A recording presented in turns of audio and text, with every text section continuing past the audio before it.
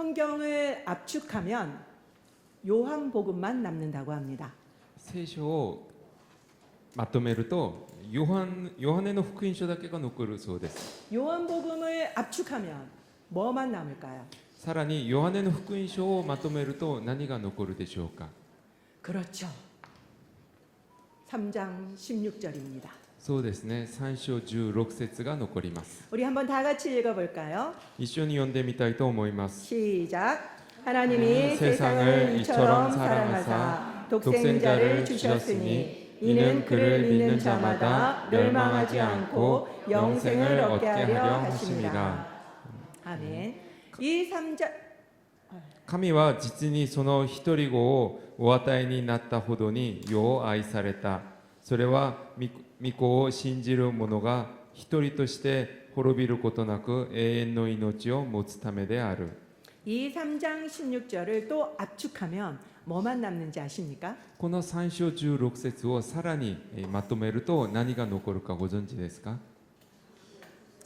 PPT에 나오잖아요. 後ろに出てますね。 사랑입니다. 愛です。 구약 성경은 하나님이 우리를 얼마나 사랑하는지를 보여주시는 책입니다. 旧約聖書は神様がどれほど私たちを愛してくださっているのかを教えてくれます。 그렇기 때문에 어떤 조건도 없이 하나님은 인간과 언약을 맺죠. ですので何の条件もなく人間と約束をされました。 말하자면 결혼을 하시는 겁니다. 結婚のようなものです。 그런데 인간이 계속 약속을 불이행하죠. しかし人間が続けて約束を破ります。 그래서 이혼 위기에 처하게 됩니다. それで離婚の危機に直面します。 유책 사유가 온전히 사람에게 인간에게만 있었죠. 有責のある行為は全部人間がやりました。 근데 하나님은 이혼을 선택하는 대신 관계 유지를 선택하셨습니다. しかし神様は離婚を選ぶのではなく関係の維持を選ばれました。 그렇기 때문에 400년간 철저히 준비해서 예수님을 보내시죠. それで400年間徹底的に準備をされてイエス様をお与えになりました。 예수님을 보내신 이유가 무엇일까요?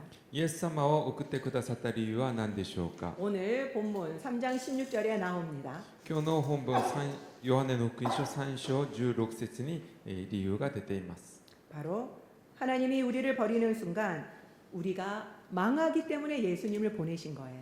神様が私たちを見捨てる瞬間、私たちが滅んでしまうからです。 그리고 또 우리에게 영생을 주시기 위해서였죠. そしてまた私たちに永遠の命をお与えになるためです。 사랑하는 자녀가 고생하는 것을 보는 부모의 마음은 너무나도 아플 겁니다. 愛する子供が苦労するのを見ると親の心はとても痛いです。 가장 좋은 것만 주고 싶은 게 부모의 마음이죠. 一番良いものを与えたいのが親の心です。 그것은 하나님도 똑같습니다. それは神様も同じです。 그래서 무엇을 하셨을까요? それで何をされたのでしょうか。 독생자를 보냈죠. 一人子を送ってくださいました。 이 독생자라는 단어는 헬라어로 모노게노스입니다. この一人子のギリシャ語はモノゲネスです。 이것은 외아들, 독자가 아닙니다.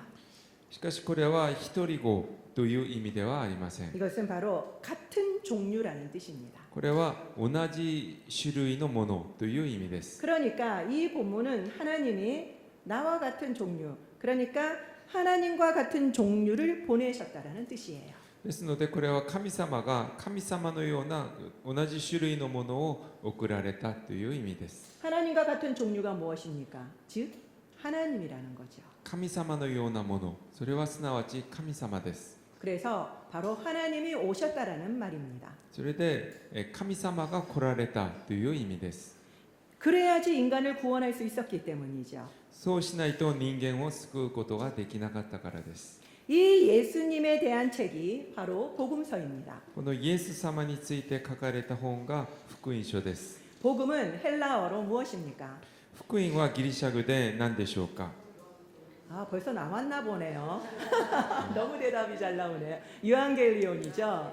エウアンゲリオンです。 이 복음이라고 하는 것은 원래 그 당시 뜻은요, 로마 군사의 승리나 새 황제가 탄생했을 때 말하는 것입니다. この言葉の本来その当時使われたのは、ローマの軍隊の勝利や新しい皇帝が生まれた時に使われました。 바로 기쁜 소식이라는 거죠. それは嬉しい頼りという意味です。 근데 이것은 단순하게 기쁜 소식이 아닙니다. しかしこれは単なる嬉しい頼りではありません。 새로운 시대의 시작을 선포하는 거죠.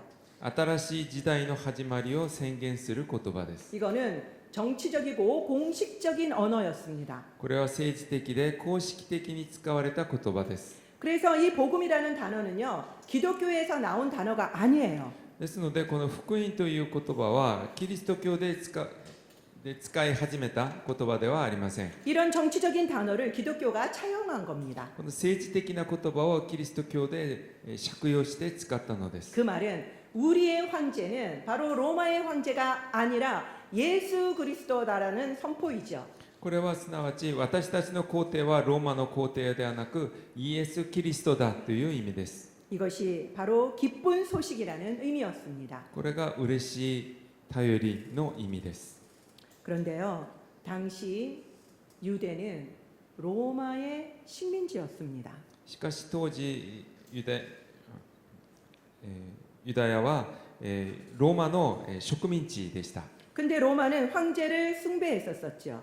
でローマはその皇帝を崇拝していました。 그런데 로마의 식민지인 이스라엘 사람들이 예수님을 왕이라고 선포하는 것은 너무나도 위험한 일이었습니다. しかし植民地の人であるユダヤ人たちがイエス様を皇帝として、崇拝するというのはとても危険なことです。 이것은 바로 자신의 목숨을 걸어야 할 정도였죠. これは自分の命をかけなければいけないことです。 여러분들은 복음을 말하면서 어떤 느낌으로 전하십니까? 皆さんが福音を言いながらどのような感じを持っているんでしょうか。 우리는 복음의 진짜 의미를 다시 회복해야만 합니다. 私たちは福音の本当の意味を回復しなければなりません。 나의 황제가 누구인가? 私の皇帝は誰なのか。 그것을 우리는 선포해야 하는 거죠. それを私たちは宣言しなければなりません。 복음서에는 다양한 저자들을 통해서 예수님의 여러 가지 모습을 보여주고 있죠. 福音書はいろんな著者を通してイエス様のいろんな側面を見ることができます。 이 네 권을 통해서 비로소 우리는 예수님의 참 모습을 알게 됩니다. この4つの福音書を通して初めてイエス様の真の姿を見ることができます。 그렇기 때문에 내가 경험한 예수님을 강요하면은 안 돼요. ですので自分が経験したイエス様を強要してはいけません。 우리는 균형 잡힌 기독관이 있어야만 합니다. 私たちはバランスの取れたクリスチャンとしての価値観を持たなければなりません。 특별히 이 요한복음은요, 예수님에 대해서, 예수님의 사역이 아니라 예수님 자신에 대해서 알려주는 책이기 때문에 대단히 중요합니다. 特にヨハネの福音書はイエス様が行ったことではなくイエス様に対して、集中して教えてくれているのでとても大事な福音書です。 그래서 우리는 찬찬히 기도하면서 요한복음을 읽어야만 합니다. ですので私たちはゆっくり祈りながら読まなければなりません。 요한복음에는 바로 표적의 책과 영광의 책 두 개로 나뉘어진다라고 말씀드렸습니다. ヨハネの福音書は印の本と栄光の本この2つのパートに分かれるとお話ししました。 요한은 숫자 7을 너무 좋아해요. ヨハネはこの数字7が好きでした。 이 7은 바로 완전수입니다. この7は完全数です。 그렇기 때문에 표적의 책에 보면은 7개의 기적과 7개의 에고 에이미가 나온다고 했죠. それで印の本には7つの奇跡と7つのエゴエイミーが出てきます。 정확하게 말하면 에고 에이미의 두 개는 영광의 책에 나옵니다. 正確に言うとエゴエイミーの一部は栄光の本に出ています。 우리는 이 표적의 책을 보면서 예수님의 기적들을 계속 보게 되죠. これを見ながら私たちはイエス様の奇跡を引き続き見ることができます。 이 기적을 읽으면서 여러분은 어떤 생각을 하십니까? この奇跡を読みながら皆さんはどのようなことを思い浮かべているのでしょうか。 예수님은 원래 하나님이기 때문에 이런 기적 정도야 당연하다라고 생각하지 않으십니까? イエス様は神様なのでこれは当たり前だと思っていないでしょうか。 그렇게 생각하고 책을 읽으면요. 예수님은 우리와 전혀 관계없는 우리의 존재와 너무 차별이 생기는 그냥 신일 뿐입니다. もしそうであればイエス様は私たちは全く関係のないただ偉い神様のだけです。 이 기적을 행하는 예수님은 전능하신 하나님이라는 뜻이죠. この奇跡を行われるイエス様は全能なる神様ということです。 그 하나님이 그 예수님이 바로 우리를 사랑하셔서 우리와 함께 계십니다. その神様がイエス様が私たちを愛してくださって私たちと共にいてくださいます。 우리는 이 기적의 책, 표적의 책을 읽으면서 기억해야 할 것은 예수님이 표적을 행하신다라는 것이 아니라 그 기적을 행하시는 예수님이 우리와 함께 하신다라는 걸 기억하셔야만 한다는 겁니다. 私たちは印の本、栄光の本を読みながら思いなければならないことはイエス様が神様だということではなくその神様が私たちと共にいてくださっていることです。 왜 우리는 문제 앞에서 불안해하고 그리고 떠십니까? なぜ私たちは問題にぶつかると不安になってそして怖がるのでしょうか。 우리는 바로 전능하신 예수님이 우리와 함께 계심은 안 믿기 때문입니다. それは私たちが全能な神様が私たちと共にいてくださることを信じていないからです。 예수님이 기적을 행하시는 것은 믿으셔요. イエス様が奇跡を行われるのは信じています。 그렇죠. 여러분들 다 믿으시죠. みんな信じてますね。 그런데 그 예수님이 우리와 함께 계심은 여러분들이 안 믿고 계시다라는 겁니다. しかしそのような神様が私たちと共にいてくださることは信じていないのです。 그것을 믿는다면 우리는 어떤 문제가 오더라도 두려워하지 않을 것입니다. それを信じているのであればどのような問題にぶつかっても私たちは怖がる必要がありません。 그래서 이번에 표적의 책을 읽으면서 여러분들은 그것을 계속 기억하시기 바랍니다. ですのでこの印の本を読みながら、この事実をずっと思い続けてください。 하나님이신 예수님이 나와 함께 계신다. 이것을 계속 기억하십시오. 神様であるイエス様がずっと私たちと共にいてくださるこれを、考え続けてください。 문제들을 내가 처리하려고 하면은 늘 우리는 두렵고 그리고 힘듭니다. 問題を自分で何とかしようとすると怖くなりそして辛いです。 그렇지만 우리에게 문제가 없을 수는 없어요. しかし私たちが問題に全くぶつからないということはできません。 그러면 어떻게 해야 할까요? であればどのようにしなければいけないでしょうか。 문제가 생기면 문제를 바로 보지 않는 것입니다. 問題にぶつかった時その問題だけを見ないでください。 그 문제에서 조금 떨어져서 하나님을 통해서 문제를 보시기 바랍니다. 問題から少し離れて神様を通してその問題を見てください。 문제 자체를 보면 문제가 너무 커 보여요. 問題だけを見てるととても大きく見えます。 그렇지만 이것을 멀리 두면은 점점 문제는 작게 보입니다. しかし離れてその問題を見ると小さく見えます。 거기에다가 하나님을 통해서 하나님의 렌즈로 문제를 보게 되면 전혀 다르게 보이실 겁니다. さらに神様を通して神様のレンズを通して問題を見ると全く違うものが見えてきます。 13장부터는 영광의 책입니다. 13章からは栄光の本です。 여기에는 예수님의 순환 그리고 부활의 내용이에요. ここからはイエス様の受難と 부활. 復活の話です。 그런데 이상하지 않습니까? しかしちょっとおかしくないでしょうか。 왜 영광이라고 부를까요? なぜ栄光と表現しているのでしょうか。 그것은 바로 예수님의 순환은 예수님의 고난은 하나님의 사랑의 본질을 보여주는 것이기 때문입니다. それはイエス様の受難は神様の愛の本質を見せてくれるからです。 하나님이 우리를 너무 사랑하셔서 예수님을 보내주셨죠. 神様は私たちを愛してイエス様を送ってくださいました。 그리고 예수님도 우리를 너무너무 사랑하셨기 때문에 십자가에서 달려 돌아가신 것입니다. そしてイエス様も私たちをとても愛されるがゆえに十字架で亡くなられました。 그렇기 때문에 십자가는 바로 사랑의 본질을 보여주는 것입니다. ですので十字架は愛の本質を教えてくれます。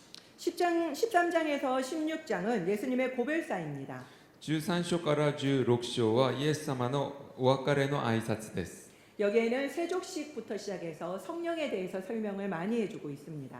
ここは、専属式から、聖霊について詳しく話して、います。 그리고 17장은 그 유명한 예수님의 대제사장 기도입니다. そして17章は有名なイエス様の大祭司長の祈りです。 그리고 19장부터 20장까지 예수님의 재판, 처형, 부활 내용이죠. そして19章から20章は裁判、処刑、復活の話です。 마지막 21장은 부록입니다. そして最後の21章は付録です。 거기에는 부활한 예수님이 제자들에게 찾아오는 내용이죠. 内容は復活されたイエス様が弟子たちを訪れます。 예수님이 베드로에게 내가 나를 사랑하느냐라고 3번 물으십니다. イエス様はペテロにあなたは私を愛していますかと3度お尋ねします。 그러자 베드로는 네, 제가 주님을 사랑하는지 아십니다라고 대답하지요. ペテロははい、私は愛しますと答えます。 그러자 예수님은 베드로에게 내 양을 먹이라, 내 양을 치라라고 말씀하시면서 사명을 베드로에게 다시 주십니다. するとイエス様は私の子羊を飼いなさいと使命をお与えになります。 예수님께 3년간 직접 훈련을 받은 베드로였습니다. イエス様から3年間直接訓練を受けたペテロでした。 그런데 그 베드로도 실패를 했습니다. そのようなペテロも失敗しました。 그렇다면 우리가 실패하는 건 너무 당연한 일 아닙니까? であれば私たちが失敗するのは当たり前ではないでしょうか。 그렇지만 우리가 넘어져도 예수님의 사랑이 우리를 회복하고 그리고 분명하게 일으켜 세우실 겁니다. しかし私たちがつまずいてもイエス様の愛が私たちを回復させ、そして立ち上がらせてくれます。 이제는 실패하시더라도 두려워하지 마십시오.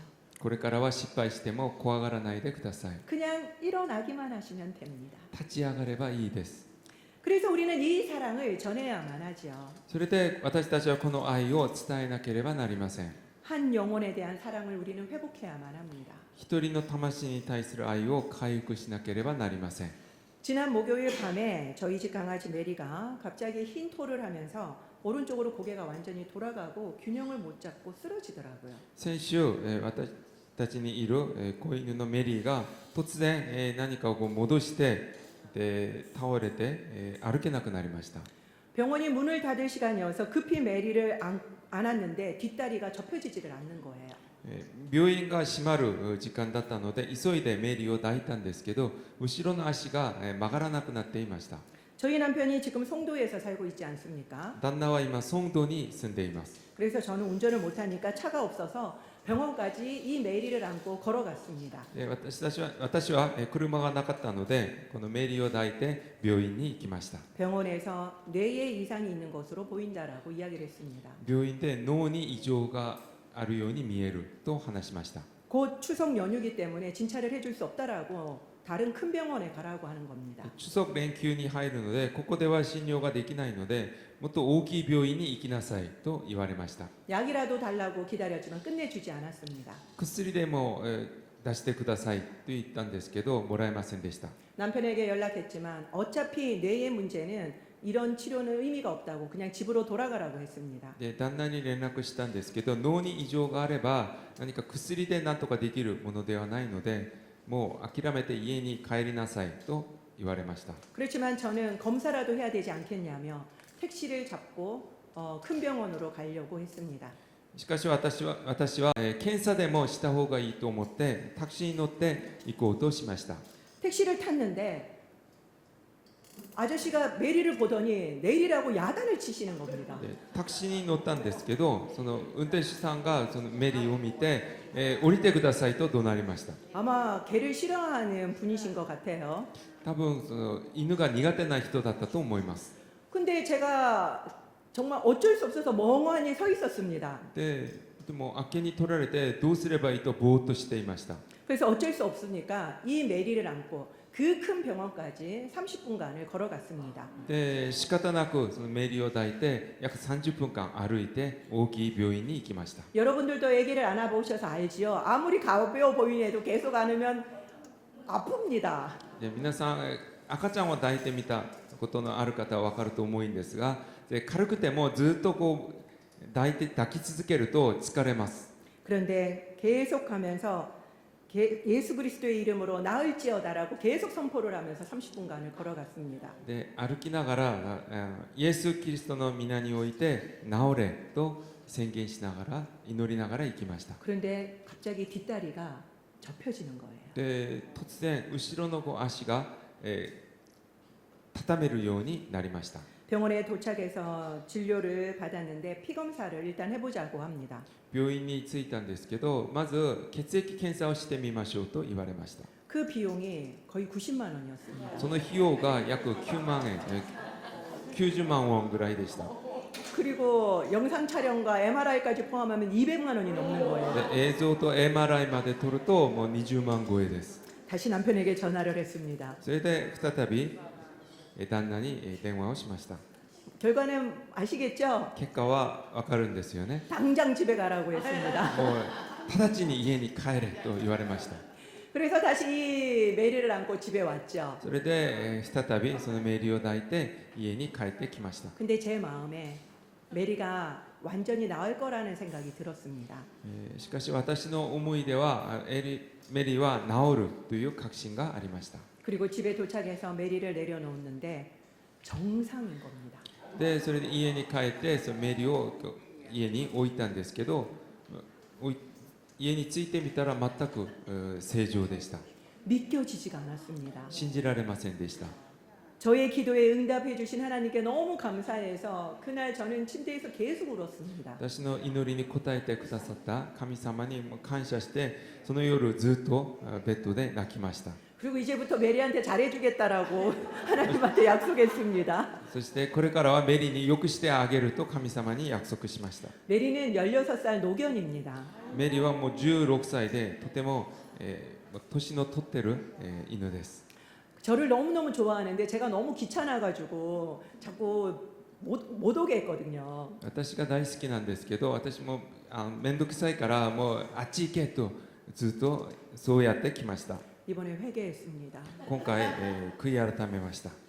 근데 제가 이 사건을 보면서 목자가 잃어버린 한 영혼을 찾아서 헤매는 그 장면이 떠오르는 거예요. でこれを経験しながら羊飼いがいなくなった一匹の羊を探し回ったその聖書の話が、思い浮かびました。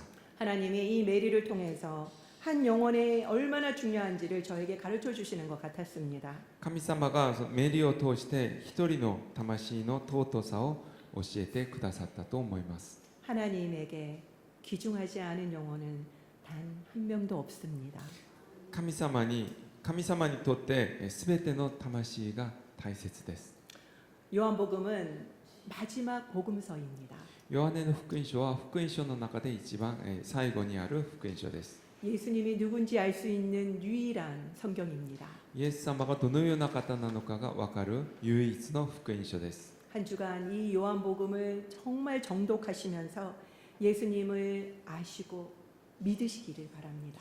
この1週間、ヨハネの福音書を精読しながらイエス様を知って、信じるようになってください。 그리고 그 예수님의 사랑을 전하시는 저와 여러분이 되시기를 축원드립니다. そしてそのイエス様の愛を述べ伝える私と皆さんになるように祝福します。 기도하겠습니다. お祈りします。